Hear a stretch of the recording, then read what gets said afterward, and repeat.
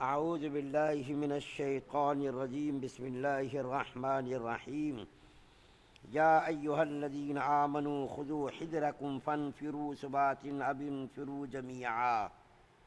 اے ایمان والو، اپنی احتیاط رکھو، پھر متفرق طور پر یا مجتمع طور پر نکلو۔ سورہ نساء کی آیت نمبر 71 آپ کے سامنے پڑھی گئی ہے۔ یہ آیت بظاہر مختصر نظر آتی ہے، لیکن اس آیت کریمہ کے اندر اتنے مضامین ہیں کہ ایک انسان ان مضامین کو بیان نہیں کر سکتا۔ اس آیت کریمہ کے اندر ایک مضمون تو اللہ تعالیٰ نے یہ بیان کیا کہ اے ایمان والو احتیاط رکھو، یعنی دشمنوں سے مقابلے کے لیے ہتھیار کی تیاری کیا کرو، چوکنا رہا کرو، خبردار رہا کرو، اور ہتھیار کی ہر وقت تیاری اور فراہمی کا اس آیت کریمہ کے اندر اللہ تعالیٰ نے حکم دیا۔ اس سے یہ معلوم ہوا کہ توکل اس کو نہیں کہتے کہ اسباب کو ترک کر دیا جائے۔ توکل کہتے ہیں اللہ کی ذات پر بھروسہ کرنا۔ توکل کا یہ مطلب نہیں ہے کہ ہاتھ پر ہاتھ دھرے بیٹھ جاؤ اور اسباب کو اختیار مت کرو۔ اسباب کو شریعت کے اندر اختیار کرنے کا حکم دیا، لیکن اسباب اختیار کرنے کے بعد ان اسباب کے ضرر اور نفع کے پہنچنے میں کوئی تاثیر نہیں۔ اگر ہم نے جیسا کہ آیت کریمہ کے اندر اللہ نے حکم دیا کہ اپنے ہتھیاروں کی تیاری اور فراہمی ہر وقت کیا کرو، ہتھیار رکھا کرو، چوکنا رہا کرو، لیکن اس آیت کریمہ کے اندر یہ نہیں کہا گیا کہ تم تیاری کرو گے، ہتھیار رکھو گے تو تم کو کوئی نقصان نہیں پہنچے گا، نفع پہنچانے کا کوئی وعدہ نہیں کیا گیا اور نقصان نہ پہنچنے کا بھی کوئی وعدہ نہیں کیا گیا۔ تم تیاری کرو، ہتھیار تیار رکھو، چوکنا رہو، سب کچھ کرو، لیکن اس کے باوجود بھی اللہ اگر چاہیں گے تو فائدہ پہنچے گا، نہیں چاہیں گے تو نہیں پہنچے گا۔ جیسا کہ دیکھیں نبی کریم صلی اللہ علیہ وسلم نے ہر قسم کی تیاریاں کی ہیں، لڑائی کے لیے تیروں کی تیاری، تلواروں کی تیاری، گھوڑوں کی فراہمی۔ اللہ کے رسول صلی اللہ علیہ وسلم اور ایک موقع پر خندق کھودی گئی مسلمانوں کی حفاظت کے لیے، اور آپ نے زرہ استعمال کی۔ زرہ کس کو کہتے؟ تیروں تلواروں کی جب بارش ہوتی تھی تو اس سے اپنے بدن کی حفاظت کے لیے زرہ کا استعمال کرتے تھے، جیسا کہ آج کل فوجی لوگ ہیلمٹ استعمال کرتے کہ اگر کوئی گولی وغیرہ مار دے تو سر محفوظ رہے۔ تو اسی طریقے سے بدن میں لوہے کا ایک ہتھیار ہوتا، بڑے بڑے لیڈر لوگ پہنتے اس کو جان کی حفاظت کے لیے، گولی نہ لگے۔ لیکن اللہ تعالیٰ نے یہ وعدہ نہیں کیا کہ تم یہ ان چیزوں کا استعمال کرو گے تو تمہاری جان محفوظ رہے گی۔ اللہ تعالیٰ جب چاہتے جب نقصان پہنچا دیتے، جب چاہتے نفع پہنچا دیتے۔ اللہ کے رسول صلی اللہ علیہ وسلم کو دیکھیے، غزوہ احد کے موقع پر اللہ کے رسول صلی اللہ علیہ وسلم نے زرہ کا بھی استعمال کیا، خود کا بھی استعمال کیا، اس کے باوجود ہمارے نبی صلی اللہ علیہ وسلم کے دندان مبارک شہید ہو گئے، پیشانی زخمی ہو گئی، زخموں سے چور چور ہو گئے۔ تو اسباب کو اختیار کرنے کا حکم دیا گیا۔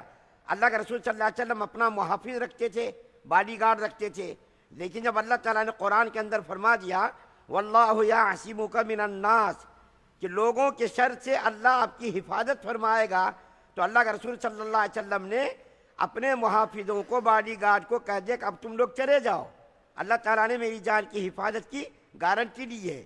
ورنہ اللہ کے رسول صلی اللہ علیہ وسلم بھی محافظ رکھتے تھے، باڈی گارڈ رکھتے تھے۔ اسی طریقے سے دیکھیے احد کے موقع پر مسلمانوں کو پہلے فتح ہوئی، بعد میں شکست ہو گئی، تو یہ پتہ چلا کہ اسباب کو اختیار کرنا یہ شریعت کے اندر جائز ہے۔ اگر کوئی بیمار ہو گیا، یہ نہیں کہ گھر میں بیٹھ جانا ہے، بلکہ ڈاکٹروں کو دکھانا ہے، ڈاکٹروں کو دکھانا ہے، اس کے جو ڈاکٹر پرہیز بتائیں، دوا کا استعمال بتائیں، ان دواؤں کو بھی استعمال کرنا، لیکن نفع ضرر میں دواؤں کو کوئی دخل نہیں ہے۔ کہ اگر دواؤں کو اگر دخل ہوتا تو بڑے بڑے جو لوگ کروڑ پتی ارب پتی لوگوں کبھی نہ مرتے، بڑے بڑے ڈاکٹروں کو دکھاتے، اس کے باوجود بھی لاکھوں روپے کروڑوں روپے خرچ کرتے، پھر بھی جان چلی جاتی ہے۔ لیکن کرنا ہے، کرنے کے بعد اللہ کی ذات پر بھروسہ کرنا ہے، اسلحہ کی فراہمی اور ہتھیاروں کی تیاری، گھوڑوں کی تیاری، جہاد کی تیاری سب کرنا ہے، لیکن اللہ کی ذات پر بھروسہ کرنا ہے۔ اس آیت کریمہ کے اندر یہی پہلے حصے میں یہ کہا گیا ہتھیاروں کی تیاری کرو، پھر اس کے بعد کہا گیا کہ بھائی تم جب نکلو جہاد کے لیے، لڑائی کے لیے، تو اکیلے اکیلے مت نکلو، اکیلے اکیلے نکلنا ٹھیک نہیں ہے، بلکہ تم لشکر کی شکل میں جو ہے دستے کی شکل میں نکلو، ایک آدمی دو آدمی مت نکلو، بلکہ دستہ بنا کر کے فوجی لشکر بنا کر کے نکلو، کیونکہ اگر تم اکیلے نکلے یا کم تعداد میں نکلے تو کیا ہوگا، دشمنوں کو ہمت ہوگی اور دشمن تمہارے پر حملہ کر کے تم کو قتل کر دے گا۔ اس آیت کریمہ کے اندر یہ بھی بات بتائی گئی عام حالات میں بھی اکیلے سفر کرنا مناسب نہیں۔ آپ لوگ کبھی کبھی بڑے لمبے سفر میں جاتے ہوں گے تو سامان کی حفاظت کا بڑا مسئلہ آتا، ہم چونکہ اس مرحلے سے گزر چکے ہیں، ریلوں پر جب لمبا سفر ہوتا تو کبھی کبھی ضرورت کے لیے جانا ہوتا تو ہر وقت دل کے اندر وسوسہ رہتا کہ ارے میرے جانے بعد سامان ٹھیک سے رہے گا نہیں رہے گا، لیکن اگر آپ کئی آدمی ہیں تو کئی آدمی کی موجودگی میں کوئی پریشانی نہیں آتی، کوئی مسئلہ نہیں آتا۔ اگر آپ کہیں چلے بھی گئے، کبھی کھانا لانے چلے گئے، ریل رکی، پانی لانے چلے گئے، کھانا لانے چلے گئے، کوئی سامان دیکھنے والا ہے یا، کیونکہ سفر میں کئی قسم کے لوگ آتے، دھوکے باز لوگ، ایک سے ایک دھوکے باز، فریبی، جھوٹ بولنے والے لوگ، ان مرحلوں سے ہم گزر چکے ہیں۔ اور اگر آپ کئی آدمی ہوں گے تو پھر آپ کے ساتھ کوئی دھوکہ کوئی فریب نہیں ہو سکتا۔ عام حالات میں لشکر تو اللہ تعالیٰ نے یہ تو کہا کہ اکیلے اکیلے مت نکلو، لیکن علماء نے یہ بھی لکھا کہ سفر میں بھی جب نکلو کئی آدمی نکلو۔ حدیث شریف کے اندر اس کی وضاحت ہے، اللہ کے رسول صلی اللہ علیہ وسلم نے فرمایا بہترین ساتھی چار ہیں، چار آدمی، مطلب یہ کہ جب سفر کرو تو چار آدمی رہنا بہترین ہے، اور بہترین دستہ کیا 400 کا ہے، اور بہترین لشکر 4000 کا ہے۔ بہترین ساتھی چار ہیں کہ اگر ایک دو کہیں گئے بھی تو دو تو سامان کی حفاظت کے لیے رہیں گے، اور بہترین دستہ یعنی چھوٹے لشکر کو دستہ کہتے، 400 کا بہترین دستہ، 4000 کا بہترین لشکر۔ تو اس آیت کریمہ کے اندر سب سے پہلے تو اللہ تعالیٰ نے حکم دیا کہ ہر وقت چوکنا رہنا چاہیے۔ آج ہماری حالت یہ ہو گئی، عرب ملکوں کی حالت یہ ہو گئی کہ سارے عرب ملکوں نے اپنی حفاظت کی ذمہ داری یورپی ممالک کو دے دیا، کسی نے فرانس کو دے دیا، کسی نے رشیا کو دے دیا، کسی نے جو ہے امریکہ کو دے دیا، کسی نے برطانیہ کو دے دیا۔ یہ سارے ممالک مل کر کے عرب ملکوں کی حفاظت کے نام پر ان کے مال کو لوٹ رہے ہیں۔ کویت دیکھیے چھوٹا سا ملک ہے، کویت نے امریکہ کو 90 سال کے لیے لیز پر ان کی فوج کویت کے اندر رکھی ہوئی ہے، 90 سال۔ کبھی بھی 200 سال میں کویت کبھی کسی ملک کا مقروض نہیں ہوا تھا، لیکن اب جو ہے کویت اتنا مقروض ہے کہ دوسرے ملکوں سے ان کو پیسے لے کر کے اپنی ضرورت پوری کرنی پڑتی ہے۔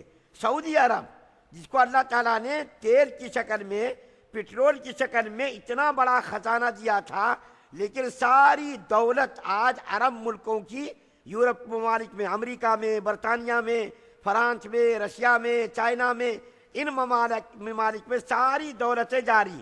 کسی عرب ملک کے پاس آپ دیکھیے، کسی کے پاس کوئی ایسا کارخانہ اور یا کوئی ایسی کمپنی نہیں جس کے یہاں ہتھیاروں کی تیاری ہوتی ہو۔ جب بھی موقع ملا امریکہ ہتھیار سپلائی کرتا، جب بھی موقع ملا برطانیہ ہتھیار سپلائی کرتا، فرانس سپلائی کرتا۔ یہ سارے ممالک مل کر کے عرب ملکوں کو لوٹ رہے ہیں ان کی حفاظت کے نام پر۔ دیکھو تم کو ایران ڈرا رہا، دیکھو تمہارے اوپر ایران حملہ کرنے والا، دیکھو یمن کا تمہارے پر حملہ ہونے والا۔ سارے ملکوں کا خوف دلا کر، ہوا کھڑا کر کے یہ سارے ممالک مل کر کے پلاننگ کے ساتھ عرب ملکوں کے، ایک ملک کویت کو ہتھیار دیتا، ایک ملک عراق کو ہتھیار دیتا، ایک ملک سعودی کو ہتھیار دیتا، ایک ملک شام کو ہتھیار دیتا۔ یہ سارے یورپ ممالک مل کر کے ڈرا کر کے، خوف دلا کر کے، دہشت زدہ کر کے سارے ممالک اپنے اپنے ہتھیار خرید رہے۔ اگر یہ عرب ملک یورپ ممالک سے ہتھیار خریدنا چھوڑ دیں، یہ یورپ ممالک چند گھنٹوں میں کنگال ہو جائے، چند گھنٹوں میں یہ فقیر ہو جائیں۔ سارے پیسے عرب ملکوں کے ان ممالک میں جا رہے ہیں، ان کے خزانے بھر رہے ہیں، پھر انہی پیسوں کو قرضے کے طور پر عرب ملکوں کو بھی وہ لوگ دے رہے ہیں۔ سعودی عرب یہ سارے ممالک ان کے خزانوں کو بھر رہے ہیں، پھر وہی پیسہ جو ان کے خزانوں میں جمع ہو رہا ہے، وہی پیسہ پھر عرب ملکوں کو بھی سود میں دے رہے ہیں، پھر اس کا سود بھی وصول کر رہے ہیں۔ دیکھیے اللہ تعالیٰ نے ان لوگوں کو کیسی عقل دی ہے، اور ہمارے عرب ملکوں کو کیسی بے عقلی دی ہے۔ نہ تو کوئی ہتھیار تیار کرنے کا کارخانہ ہے، نہ تو ان کے پاس کوئی بڑی فوج ہے، نہ کوئی لشکر ہے، کچھ بھی نہیں ہے۔ حرم شریف کی حفاظت کے لیے دوسرے ملکوں کی فوج، اور عرب ملکوں کی حفاظت کے لیے دوسرے ملکوں کی ان کی فوج، ان ممالک کی حفاظت کے لیے دوسرے ملکوں کی افواج ان کی حفاظت کر رہی ہے، ان کے راز بھی پہنچا رہی ہے، اور جو ہے ان کو کنگال بھی کر رہی ہے ممالک مل کر کے۔ تو اللہ تعالیٰ نے جو حکم دیا تھا، اے مسلمانوں تم ہر وقت چوکنا رہنا، خبردار رہنا، تیار رہنا، دشمنوں سے تم ہر وقت جو ہے لڑائی کے لیے، مقابلے کے لیے تم تیاری کرنا، ہتھیار کا ذخیرہ بنا کر کے رکھنا، اور جب تم لڑنا تو اکیلے اکیلے مت نکلنا، بلکہ فوج کی شکل میں، لشکر کی شکل میں، بڑی تعداد کی شکل میں تم لوگ نکلنا۔ اس آیت کریمہ کے اوپر کوئی بھی عرب ملک عمل نہیں کر رہا، جس کی بنیاد پر یہ سارے اسلامی ممالک تباہ و برباد ہو رہے ہیں۔ اس کی کوئی عزت نہیں، اس کا کوئی مقام نہیں، اس کی کوئی حیثیت نہیں۔ جب دل میں آ رہا جس ملک پر یہ لوگ حملہ کر دے رہے ہیں، اس کی جانوں کو خطرہ ہو رہا، اس کی جانوں کو لے رہے ہیں، بعد میں جو ہے شرمندگی کے اظہار کر رہے ہیں۔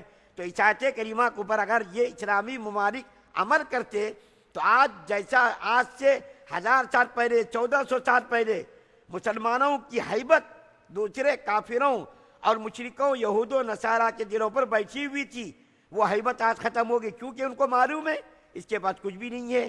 یہ کریں گے تو کریں گے کیا؟ کچھ بھی ہوگا تو ہمارے پاس ہی آئیں گے، ہمارے پاس ہی سوال کریں گے، ہم ہی ان کی حفاظت کے لیے فوج کو بھیجیں گے۔ اسلامی ممالک کے مقدس سرزمین کو امریکی فوجی اپنے ناپاک اور منحوس قدموں سے جو ہے عرب ممالک کی سرزمین کو کیا کر رہے ہیں؟ اس کے تقدس کو پامال کر رہے ہیں۔ کا انتظام ہو رہا، سور کے گوشت کا انتظام ہو رہا، اس کے کھانے پینے کے لیے امریکہ سے آتا، پانی بھی امریکہ سے آتا، کھانا بھی امریکہ سے آتا، اس کے بعد دھو دھو کر کے وہاں سے آتے۔